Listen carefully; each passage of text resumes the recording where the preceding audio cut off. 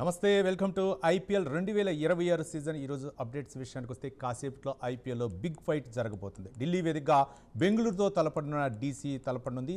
Batting bowling విభాగాల్లో రెండు జట్లు స్ట్రాంగ్గా ఉన్నాయి. ఇక పాయింట్ల పట్టికలో రెండో స్థానంలో ఆర్సీబీ ఉండగా 7వ స్థానంలో ఢిల్లీ ఉంది. ఈ మ్యాచ్లో గెలిచి పాయింట్ల పట్టికలో ముందంజ వేయాలని ఇరు జట్లు యోచిస్తున్నాయి. ఇదే అంశానికి సంబంధించి అసలు ఈరోజు డీసీ అలాగే ఆర్సీబీ రెండు జట్ల మధ్య బలాబలాలు ఏ విధంగా ఉండే అవకాశాలు ఉన్నాయి? మొత్తానికి స్పోర్ట్స్ విశ్లేషకులు, క్రీడా విశ్లేషకులు, క్రికెట్ అనలిస్ట్ కిరణ్ జైన్ గారు మనతో ఉన్నారు. ఆయన అడిగి మరిన్ని వివరాలు తెలుసుకున్నా. కిరణ్ జైన్ గారు నమస్తే. నమస్తే రావు గారు. రైట్, ఈరోజు ఢిల్లీకి మధ్య అలాగే ఆర్సీబీ మధ్య ఏ విధంగా ఉండే అవకాశాలు ఉన్నాయి? పాయింట్ల పట్టుకలో అయితే మాత్రం ఆర్సీబీ అయితే ముందున్నట్లు తెలుస్తుంది. ఢిల్లీ ఏ విధంగా ఎదుర్కొనే అవకాశాలు ఉన్నాయి అనుకోవచ్చు? ఖచ్చితంగా ఇప్పుడు ఢిల్లీకి లైఫ్ అండ్ డెత్ సమస్యలాగా మారిపోయింది మ్యాచ్. ఎందుకంటే ఖచ్చితంగా గెలిచి తీరాలి. ఆర్సీబీతో పాయింట్ల పట్టికలో ముందుకు వెళ్ళాలి, ప్లే ఆఫ్స్ కి వెళ్ళాలి అంటే ఢిల్లీ ఖచ్చితంగా గెలవాలి. అదే విధంగా ఆర్సీబీకి కూడా 5 మ్యాచ్లు గెలిచింది కాబట్టి 2 ఓడిపోయింది ఎడిట్లో. ఈ మ్యాచ్ కూడా గెలిస్తే ఒక కాన్ఫిడెన్స్ వస్తుంది. ప్లే ఆఫ్ కి ఒక్క అడుగు దూరంలోకి వెళ్తుంది అనమాట. ప్లే ఆఫ్స్ కి వెళ్ళాలంటే ఖచ్చితంగా ఒక్కొక్కటి మినిమం 7 మ్యాచ్లు మినిమం గెలిస్తేనే ప్లే ఆఫ్ కి అవకాశం ఉంటుంది. కాబట్టి ఇప్పుడు ఢిల్లీకి ఇది కంపల్సరీ గెలుపు కావాల్సినటువంటి మ్యాచ్ ఇది. ఆల్రెడీ ఆర్సీబీ అయితే 5 విజయాలతో ఉంది. ఫస్ట్ 2 గెలిచింది, 1 ఓడిపోయింది, మళ్ళీ 2 గెలిచింది, 1 ఓడింది, ఇప్పుడు మళ్ళీ 1 గెలిచి నెక్స్ట్ ఇప్పుడు విజయం కోసం ఆర్సీబీ వెయిట్ చేస్తా ఉంది. ఆ ఓటమి కూడా డీసీ మీదనే ఓడిపోయింది. లాస్ట్ మ్యాచ్ కూడా మన డీసీనే ఓడిపోయింది కాబట్టి ఇప్పుడు ప్రతీకారం తీర్చుకోవడానికి ఆర్సీబీ రెడీగా ఉంది. వీళ్ళు కూడా మన డీసీ కూడా ఇప్పుడు ఢిల్లీలో జరగబోయే ఈ మ్యాచ్ లో, గత మ్యాచ్ లో ఈ ఐపీఎల్ లో హైయెస్ట్ స్కోర్ చేసినా కానీ కంట్రోల్ చేసుకోలేకుండా, అంటే దాన్ని నిలబెట్టుకోలేకుండా ఆ స్కోర్ ను కూడా ఒక 7 బాల్ ఉండగానే వదులుకోవాల్సి వచ్చింది మ్యాచ్ మన పంజాబ్ కింగ్స్ తో. అద్భుతమైనటువంటి బ్యాటింగ్ పంజాబ్ కింగ్స్ తో. దాని ద్వారా ఒక హైయెస్ట్ స్కోర్ అంటే ఐపీఎల్ లో ఇంత చేంజ్ చేయడం అనేది ఇదే మొదటిసారి. అవును, సెకండ్ ఇన్నింగ్స్ లో హైయెస్ట్ స్కోర్ రావడం కూడా ఇదే మొదటిసారి. అది చేజ్ రూపంలో రావడం మొత్తం ఐపీఎల్ హిస్టరీలోనే అదో రికార్డు. అంటే 264 పరుగుల లక్ష్యాన్ని కూడా ఛేదించారంటే మామూలు విషయం కాదు.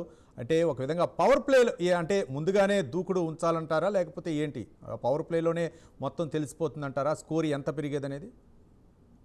ఖచ్చితంగా పవర్ ప్లే అనేది డిసైడ్ చేస్తుంది. మనం మొదటి నుంచి మాట్లాడుకున్న ప్రతి మ్యాచ్ నుంచి మనం డిస్కస్ చేస్తున్న విధంగానే పవర్ ప్లే లో వచ్చే 50 వస్తుందా, 40 వస్తుందా, 70, 80 ఎంత స్కోర్ వస్తుంది అనే దాన్ని బట్టి 180, 200, 220, 230 అనేది స్కోర్ పెరుగుతూ పోతూ ఉంటది. మనం స్టార్టింగ్ ఏ విధంగా అయితే పునాది వేస్తామో, ఇది పునాదులే. పవర్ ప్లే అనేది ఆ జట్టుకి పునాది లాంటిది. ఎంత పునాది వేస్తే అంత బిల్డింగ్ హైట్ కట్టచ్చు అనే విధంగా మనం ఎంత పవర్ ప్లేలో ఎంత ఎక్కువ స్కోర్ కొట్టగలిగితే అంత హైయెస్ట్ స్కోర్ కొట్టగలుగుతాం.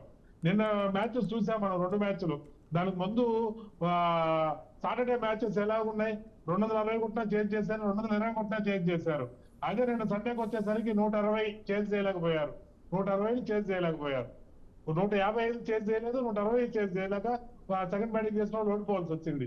సాటర్డే 200 కూడా లెక్క చేయకుండా సునాయాసంగా కొట్టేశారు. అంటే ఆ ప్రిపరేషన్ అనేది ఆ విధంగా ఉంటుంది. వాళ్ళ యొక్క ప్లేయర్ యొక్క మానసిక స్థితి కూడా ఆధారపడి ఉంటారు. ఎవరు కూడా పవర్ ప్లే లో ఒక 40-50 కొట్టిన 200 దాటి స్కోర్ చేయడం అనేది చాలా అరుదు. 1-2 మ్యాచ్లు తప్ప అసలు ఛాన్సే ఉండదు. రైట్ కిరణ్ గారు, అంటే ఢిల్లీ వేదికగా జరుగుతున్నటువంటి ఈ మ్యాచ్లో అంటే ఢిల్లీ క్రీడా మైదానం అయితే మాత్రం ఏ జట్టుకు అనుకూలంగా ఉండే అవకాశం ఉంది? అట్లా బౌలింగ్కా లేకపోతే మరోపక్క బ్యాటింగ్కి పిచ్ అనుకూలంగా ఉండే అవకాశాలు ఉన్నాయి?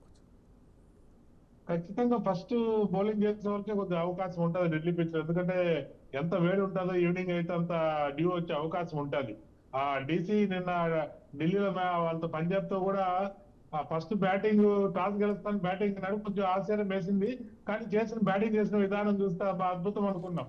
కేఎల్ రాహుల్ చేసినటువంటి highest score 150, second highest score IPL లోనే. అంత అద్భుతమైనటువంటి బ్యాటింగ్ చేశాడు కేఎల్ రాహుల్. అయినా కానీ దాన్ని కంట్రోల్ చేసుకోలేకపోయారు.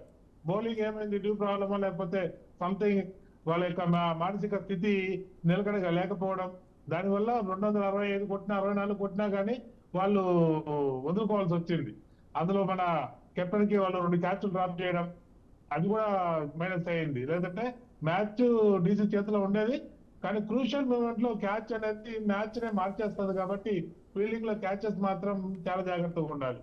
ఆ క్యాచ్ వదలడం వల్లనే పంజాబ్ కింగ్స్ గెలవడం జరిగింది. దాని తర్వాత టీం కూడా అదే విధంగా గెలవడం జరిగింది.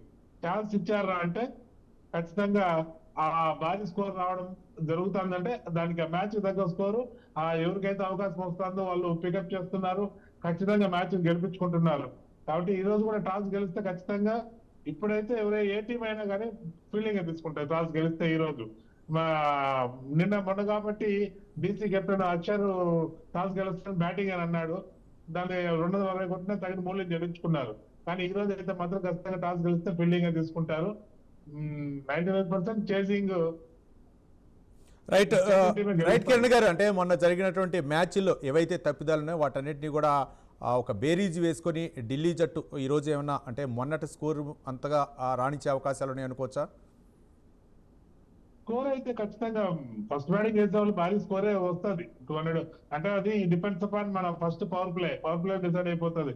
200 దాటుతుందా 200 లోపల ఉంటుంది స్కోర్ అనేది ఫస్ట్ పవర్ ప్లే డిసైడ్ అయిపోతుంది. ఎందుకంటే ఆ పవర్ ప్లే లో మనకి విరాట్ కోహ్లీ అండ్ పార్ట్నర్ ఇద్దరు ఎంత లాగలుగుతారా అనేది.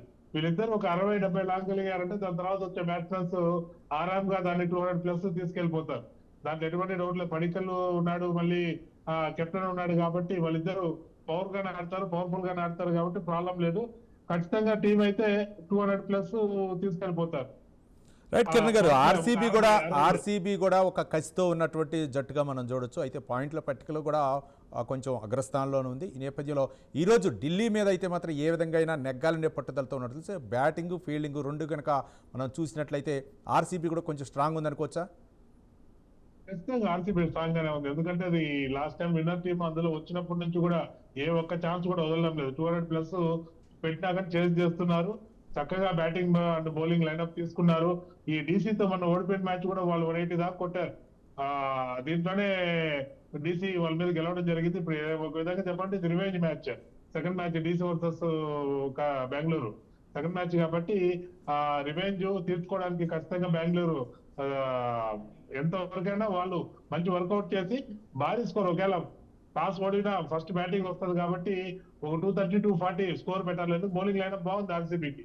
బౌలింగ్ లైనప్ బాగుంది కాబట్టి వాళ్ళలో ప్రతి ప్లేయర్ బాగా కోఆర్డినేషన్ ఉంటుంది. ప్లేయర్ కి మంచి లైన్ అండ్ లెంత్ తో బౌలింగ్ చేస్తూ ఉంటారు కాబట్టి మంచి ఛాన్స్ ఉంటుంది. 200+ కానీ కొట్టగలిగితే ఆర్సీబీకి గెలిచే అవకాశాలు ఎక్కువ.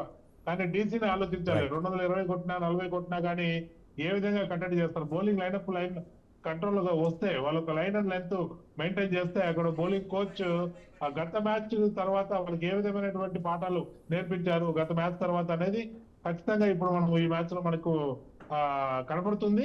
ఈ మ్యాచ్ ఒక గుణపాఠం అవుతుంది మిగతా టీములకి ఏ విధంగా అనేది. ఇది ఒక లెసన్ లాగా తీసుకోవచ్చు ఈ మ్యాచ్ ని మిగతా టీములు. రైట్, థ్యాంక్ యూ కిరణ్ జన్ గారు. మొత్తానికి ఈరోజు జరిగే ఢిల్లీ ఆర్సీబీ జట్ల మధ్య ఏ విధంగా పోరు రసవత్తరంగా ఉంటుందనే అంశాలపై అయితే మాత్రం మీరు విశ్లేషణ అందించినందుకు థ్యాంక్ యూ. మొత్తానికి ఈరోజు ఢిల్లీ వేదికగా ఢిల్లీ అలాగే బెంగళూరు జట్ల మధ్య అయితే మాత్రం ఐపీఎల్లో ఒక రసవత్తరమైనటువంటి పోరు జరగనుంది. ముఖ్యంగా పాయింట్ పట్టికలో అగ్రస్థానంలో ఉన్నటువంటి ఆర్సీబీకి ఢిల్లీ ఏ విధంగా చేజింగ్ చేసేటటువంటి అవకాశాలు, రెండు జట్ల మధ్య ఎలాంటి ఆసక్తికర పరిణామాలు జరుగుతున్నాయో మనం సాయంత్రం 7:30 చూద్దాం. ఇది ఇవాళ ఐపీఎల్ అప్డేట్స్.